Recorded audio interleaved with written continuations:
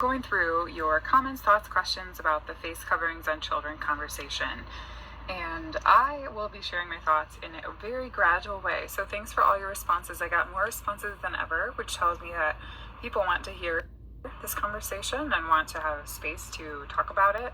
And so here we go. We'll dive in. A disclaimer is that please protect your nervous system and your heart throughout this conversation. So take what you need, leave the rest. I'm trusting you to use discernment, and I also want to acknowledge the pain and the challenge and the struggle that most people have experienced the past year and a half, some more than others, and acknowledge any loss that you've experienced, acknowledge any hardship, and I'm so sorry for whatever has happened, and this conversation is not intended to minimize any of that. So I'm very much looking at this as there has been a lot of pain, and there is a lot that we can do.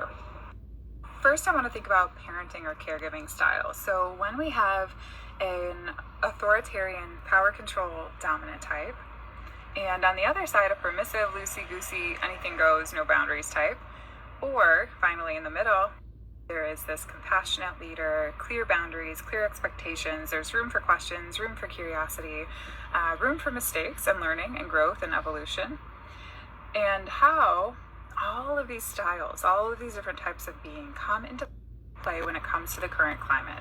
So we have people that are thinking, just follow the rules, just do what you're told, just obey. We need to obey the public officials. We need to look to the experts. We need to listen. We need to do what they say.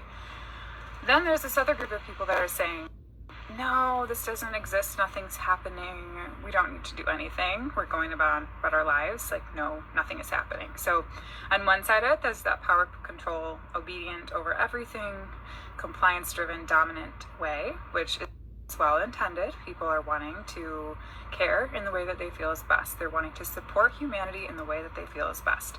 On the other side, there's the permissive, this doesn't matter, anything goes, this isn't a big deal. So that is their way of downplaying the fear in a helpful way, or one that they see as helpful for them. So now let's think about the middle ground. The middle ground is what I think we're missing, and why I think there's been so much tension and so many challenges in helping to see everyone's perspectives last year and have trust in what is going on. So the middle is this compassionate, clear expectation and giving people the information that we need to make decisions that feel right for them. So just as we do in a family, if a child is asking questions, there might be some families that will say, stop asking questions. This isn't okay. This doesn't matter. It's not a big deal. It's up to us. You don't need to know. This isn't important. Just do what we say. Then there are families that don't give kids any information because it's more loosey-goosey and they don't see the point, and they're not seeing kids as reasonable players in what's happening. They're not seeing kids as having their own agency. So when we have an environment where kids or anyone cannot express themselves and be curious and ask questions and share information that they've learned, it sets up this very unsafe feeling for the nervous system. And this is where I've seen so much of the conversation land in the last year, is that if you ask questions, or if you share some information that you found, if you share some facts that you've unstudied, people say, well, no, that doesn't matter, or you're not allowed to talk about that, or this is dangerous, just look at the science, I trust the science is real. And where that gets problematic is if we're using that as an authoritarian power control statement. Just trust the science is real. They're permissive, maybe they're not looking at the science, right? They're not, it doesn't matter, science doesn't matter, the facts don't matter. But there's that middle ground that's saying, wow, science is an ongoing series of hypotheses that we are bringing up questions, we're exploring. It is literally created at the foundation.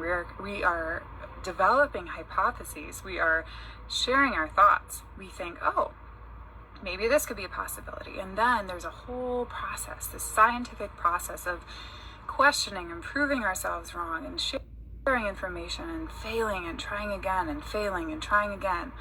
And it makes me question everything. Why has there not been that public discourse of, okay, here are all the sides of this side. Here is all the sides of this side. Here's what we are thinking. And this is really simplified. It's a lot more nuanced than this. Obviously, I'm hoping this is the takeaway. But part of this is when we don't have that compassionate, clear leader. We don't have somebody that says, wow, here are all these different sides. Here are the pros of wearing this face covering on your face. Here are the cons of that, because there are always pros and there are always cons. What are the risks of this certain way of approaching things? What are the risks of another way?